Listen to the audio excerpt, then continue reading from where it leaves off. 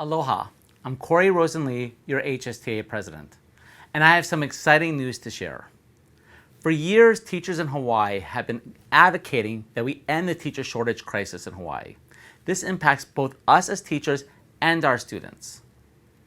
Well, we've had some exciting announcements and agreements to try to end this teacher shortage, and this could not have been done without your help.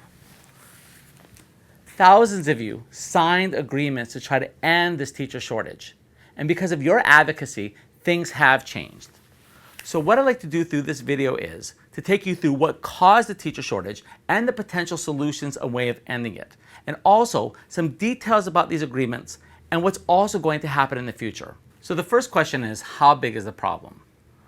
Right now, we have over 1,000 classrooms that do not have a qualified teacher. Half are emergency hires, the other half are just vacant, filled by substitutes. So what does it mean when we cannot put a qualified teacher in a classroom? For substitutes right now, they do not have to have even the basics that are required for a classroom. And I'll give you an example. At one high school, there was a classroom that needed a Spanish teacher. And they could not find a Spanish teacher, so they put in a substitute. Except one problem. That substitute did not know Spanish. And we've heard the same stories, whether it's physics or calculus, across the entire state. And they have so many substitutes inside the classrooms now that you no longer need a college degree in order to be even a substitute teacher. The minimum required is that you have a high school degree, and that's just wrong. If this is a problem, number one, is it getting better or worse? And the first thing is, it is getting worse. What we've seen is, since 2012, the amount of teachers leaving Hawaii has gone up by 70%. And this has a direct impact on our students. At some schools, 30 to 40% of all the teachers are either unqualified, unlicensed, or out of field. And what that means is, for unqualified is either a substitute or emergency hire. For out of field, oftentimes is a regular education teacher teaching special education without the background in special education. Or if this is a new teacher coming in. And the problem is that some of our hardest to staff schools constantly have our newest teachers, which is not beneficial to these students because they don't have time to learn to meet with the teachers. And so we estimate that on any given day, 60,000 students in Hawaii have either an emergency hire or a substitute teaching them. And that's something that we believe has got to change. So, does it matter? I was actually asked this question. Does it matter if they have a qualified teacher in the classroom? And the answer is absolutely. Research has shown that having a qualified teacher in the classroom has a huge impact on student achievement.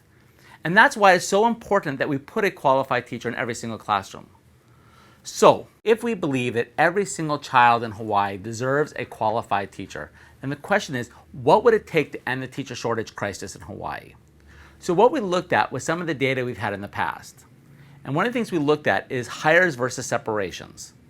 So in this chart, in 2011, 2012, we actually hired more teachers than separated. That's the blue line, and the red line is the separations. But every year since, we've actually had more teachers leaving than actually coming into the system.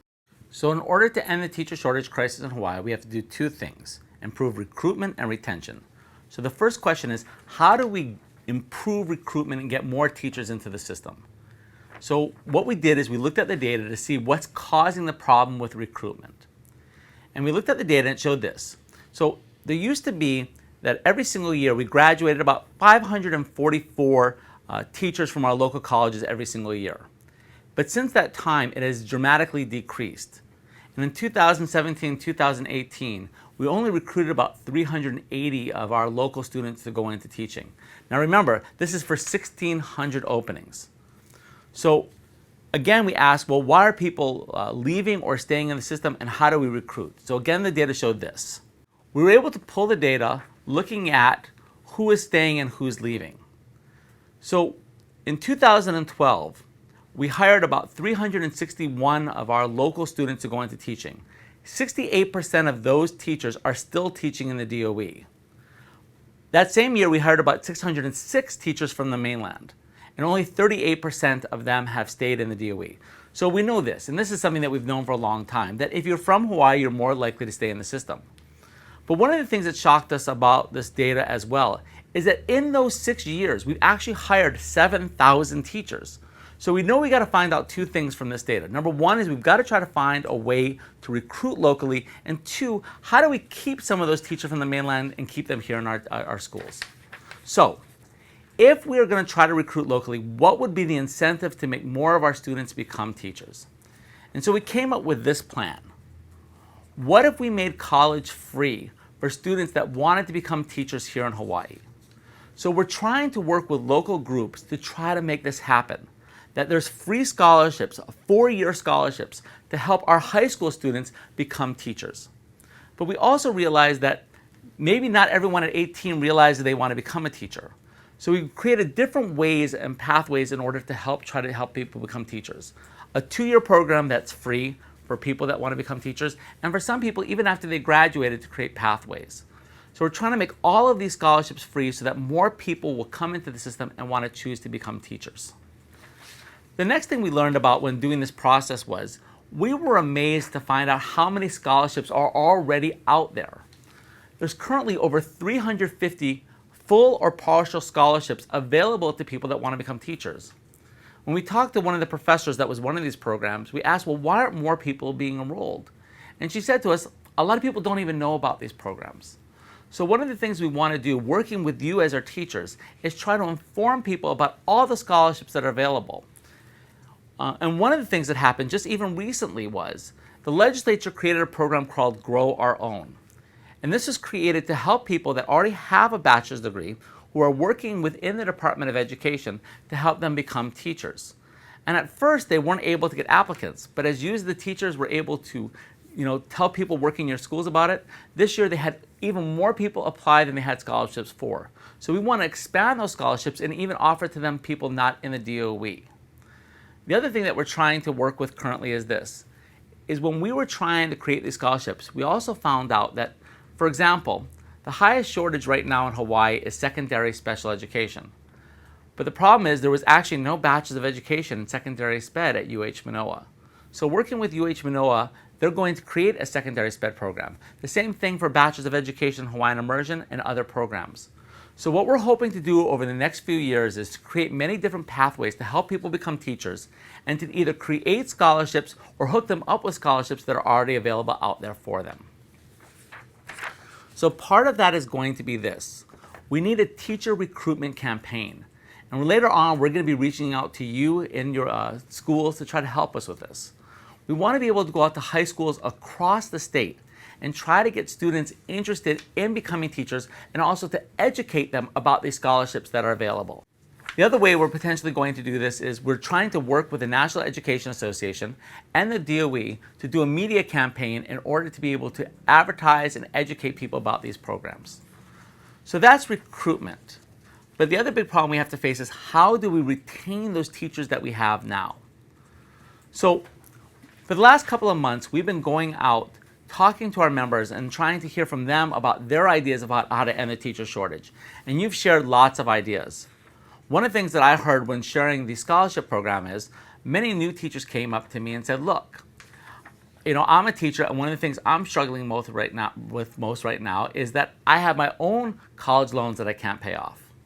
So this is one thing that we're trying to advertise to our members. The NEA has created a program to help people to try to find a way to help them to be able to pay off their scholarships or programs that will help them. It's called SAVI, S-A-V-I. And you can Google that in NEA to find out more information. But basically, this is a free program for NEA members to try to help them with loan forgiveness and other ways to pay off their college loans. One of the areas that we heard from our members most about when it comes to trying to retain teachers is what can we do about teacher housing? As one Kauai teacher put it to me, it's not that we get paid so poorly, it's that teacher housing is so expensive. And I think we can all relate to that. So we set out the problem, how can we make teaching more affordable for our teachers? And we've tried to circle around 3 areas. Number 1 is, how can we create more affordable rentals for teachers? So we're trying to work with the DOE and the legislature to potentially maybe even use DOE land to be able to put housing on that would make it affordable renting for our teachers. We're also trying to work with developers to dedicate a certain amount of housing in new developments only for teachers. And the last thing we're working on, and you'll be hearing me say this a lot, is that this is only phase 1. We expect within a few weeks or a few months to announce even more things that we're trying to do to try to end the teacher shortage here in Hawaii. But one of the things we're trying to do is trying to find an easy way for teachers to finance their homes. And the way we're doing that is by being able to put no money down, no mortgage insurance, and a low rate for you to be able to afford a home. And we're still working on that. Now, the other thing that we looked at when trying to end the teacher shortage is what things do we already have available that we could take advantage of to make sure that we could pay our teachers better. Because that was the one thing that we heard from a lot of our members was, if you're going to try to end the teacher shortage crisis in Hawaii, the one thing we have to do is how do we pay our teachers better. So on our teacher salary scale, there's two parts. You have the classes at the top moving from class 2 to class 7, where every 15 credits that you earn, you move up in class. And for teachers, that can move them up nearly 18% in pay. So we asked, how can we help more of our teachers move up in class? And that's our professional development. So what we're trying to do as HSTA is we had a couple problems that our members mentioned to us about why it's difficult to move them in class. They say, one, there was not enough classes available. Two, they weren't always accessible. And three, that they cost too much. So this is the plan that HSTA is putting forward. In the next couple of years, what we want to do is offer 50 classes for HSTA members to be able to take to help them reclass. Second of all, we want to make it accessible, which means putting some of these classes online for our teachers to be accessed remotely. The third, and this is exciting, we want to make all of these classes free for HSTA members. And starting in the summer of next year, what we will be doing is offering free classes for our members to take to help them move up in PD. So one of the other areas that we currently have access to that can help increase teacher pay is national board certification. Now, we're all very aware that in Hawaii, teacher pay is low, and that when you adjust for cost of living, we're the lowest paid teachers in the nation. But there's one area where we actually lead the nation, and that is bonuses for national board certification. So again, we asked, how can we help more of our teachers in Hawaii become nationally board certified? And there were three barriers to doing this. Number one was the process itself and how difficult it is to become nationally board certified. Two was access to classes, and three, the cost of becoming national board. So what we did is we wanted to try to eliminate all three of those barriers. So what HSTA is doing is this. Number one, we're going to be offering classes to all of our members on every single island in order to help them become national board. Two, we're offering classes called Jump Start to get teachers into this program that costs $150. Then we offer 7 free classes during the year to help teachers go through the process. And the third thing is we're trying to work with local institutions to be able to help teachers be able to get a low or interest-free loan, be able to start the process, and then that's reimbursed by the DOE once they pass, or they get some reimbursement even if they don't pass. But one of the things we also discovered is how many teachers are unaware of how many schools currently can get up to $10,000 being a bonus for national board. Any national board teacher gets $5,000. But these schools, if you're at them, they get $10,000. And that's a huge thing for many of our teachers in order for them to be able to become nationally board certified. And we want to go over in the next couple of months and make sure that all the teachers in these schools know that this $10,000 bonus is available to them. So now I want to share some of the exciting announcements that we have to try to end the teacher shortage. One of the questions we ask is the teacher shortage equal across the state? And the answer is no. There are some areas across the state where you have a higher percentage of emergency hires and vacancies. For example, in Lanai, 35% of the teachers are emergency hires and vacancies. On the Leeward Coast, schools like Waianae and Nanakuli, they may have the highest amount of actual teachers that are emergency hires and vacancies. So if we believe that every child, regardless of where they live, should have access to qualified teachers, how do we get more teachers to move to those districts to provide equal access to qualified teachers?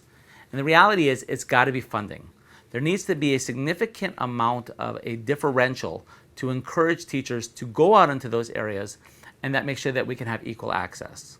So the question is, if we're going to establish a differential to encourage teachers to go to harder staff complexes, how much should teachers get paid, and decide what the amount should be for each complex?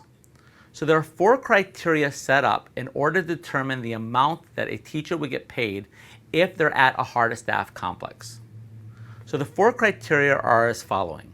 Number 1, We didn't want any teacher that is at a school already to lose their bonus. So that's criteria number one. Number two, going forward, these are the criteria that were set up. The second criteria is that a complex had to be below the state average when it comes to having qualified teachers for the last 3 years. That's called the SATEP. The third criteria is they had to be geographically isolated, because we know that it's very difficult to get teachers to go to geographically isolated areas. And the fourth criteria was that their emergency hire and vacancy rate had to be higher than 10% for the last 2 years. So for those 4 criteria, then the bonuses were established, the differentials were established as following. Number one would be, are they currently in contract? If they had 2 criteria, it would be $5,000. If they had 3 criteria, it would be $7,500. And if they had all 4 criteria, it would be $8,000. And by the school year 21-22, that would go up to $10,000. So this is how it breaks down.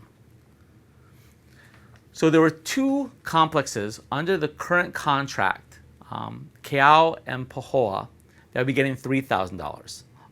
All the other complexes, you needed to have 2 criteria.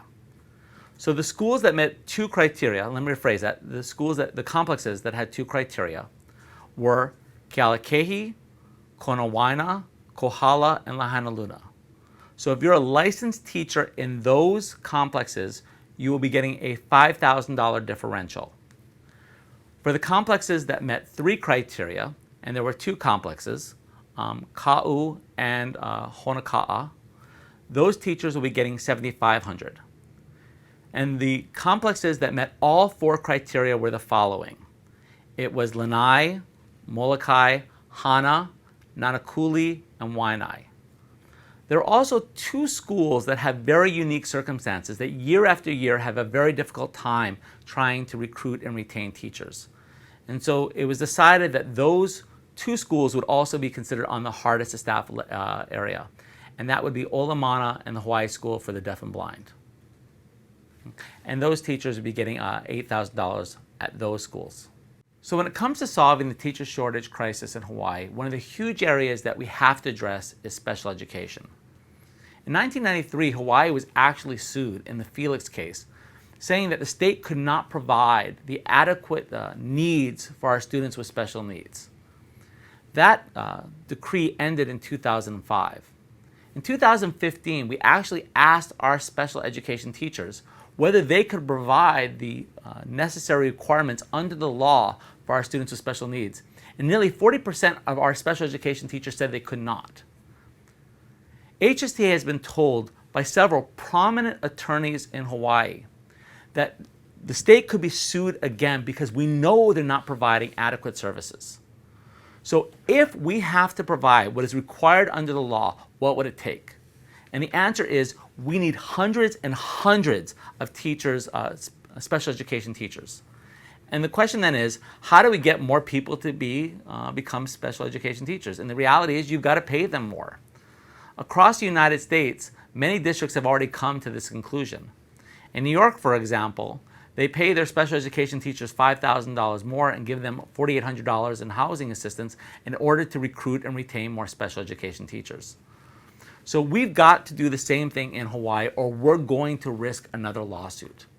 So one of the agreements that was created was to pay special education licensed classroom teachers an additional $10,000, again, to encourage more people to become special education teachers, and hopefully we can retain them. This, like the hardest staff bonus, in the 2021 and 2022 school year will go up to $12,000. And the hope is that we'll be able to keep these teachers and again, provide our students with special needs that qualified teachers that they need. The other area that we recognize that has a huge shortage in Hawaii is Hawaiian immersion. Just this year, there was another lawsuit by a Lanai parent saying that the state was not providing adequate access to instruction in Hawaiian. And the Supreme Court of Hawaii ruled this year that that parent had a legitimate claim and said that there must be something done to solve this problem. There's already a Board of Education policy requiring that Hawaiian immersion teachers get paid more. Unfortunately, for years, this policy has been established and never funded. So another agreement is this, is to create an incentive for people to become Hawaiian immersion teachers.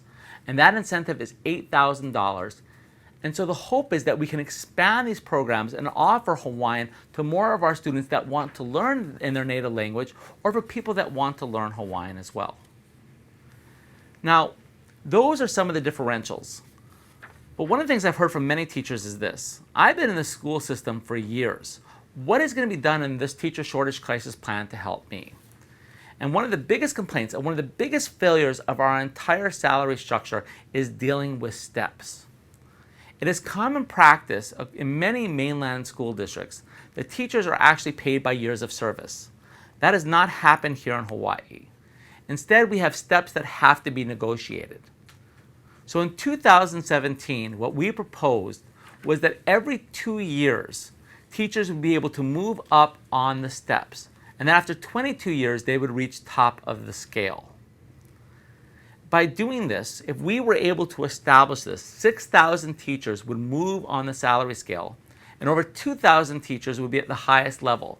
At the end of next year's contract, that means they'd be paid over $94,000 a year. So what's being done to address this problem? Okay? So if you're looking at this step problem, this is the way it currently is. And teachers at the very top, you can see their years of service, and on the y-axis, you're looking at the steps. And this is a huge problem that we have. We have teachers that have been teaching for 7 years and teachers 22 years that are making the exact same salary. This is a huge problem we have to fix.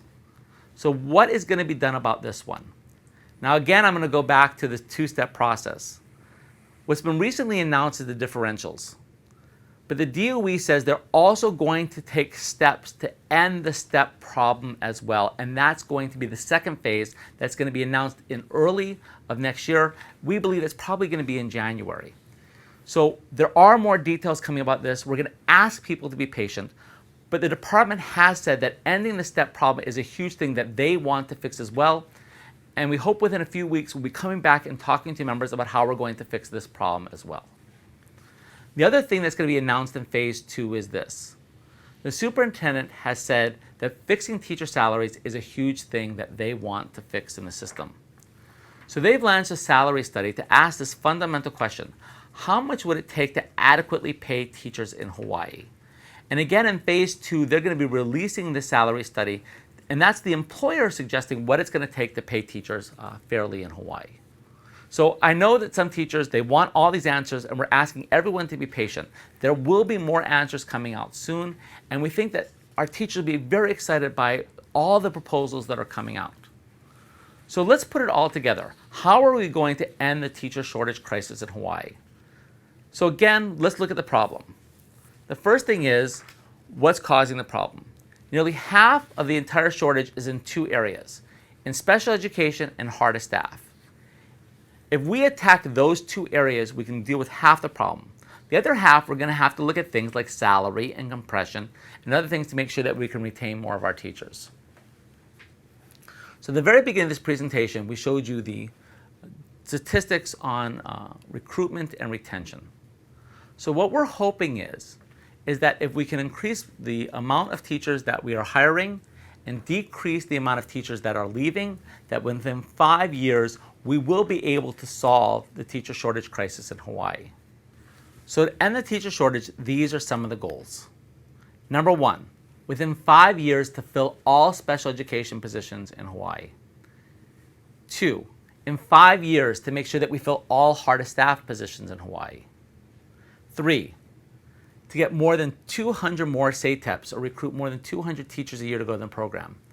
And last of all, to make sure, and this is just a simple goal that we want to try to do, is to retain at least 100 teachers more than we are currently. And by doing this all together, we think we can and we will end the teacher shortage in Hawaii.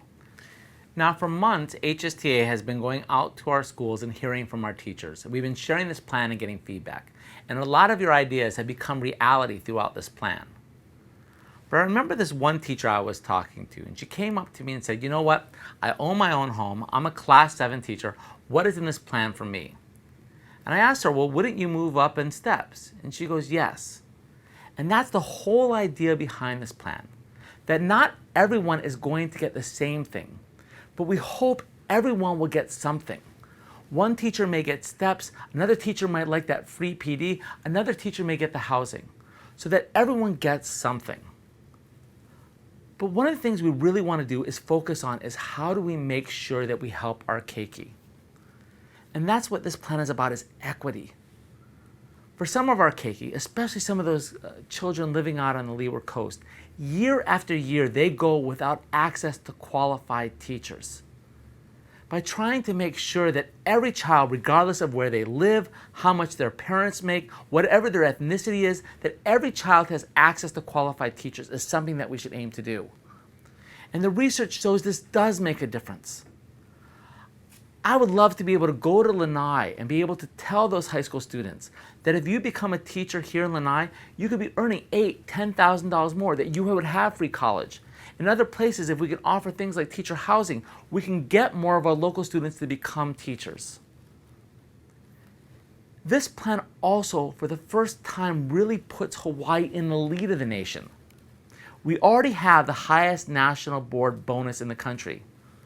But with this plan, we will also have the highest differential for special education teachers in the nation and the hardest staff differential in the country. So Hawaii is not always going to be behind, but we will lead the nation. Now, I'm sure that many of you are hearing this, are asking questions about what about salary? What about this? And we are not done. We actually start bargaining on contracts in a few months, and we want to hear your feedback. So we will have many opportunities to hear from you. What else should we be advocating for as a union? This plan could not have been done without you. Your advocacy for years has made this happen. By highlighting the problems in our schools, you have forced our leaders to make decisions. So I want to thank all of you. Thank you for being members of HSTA. Thank you for being teachers in Hawaii. And thank you for what you do for our keiki. Aloha.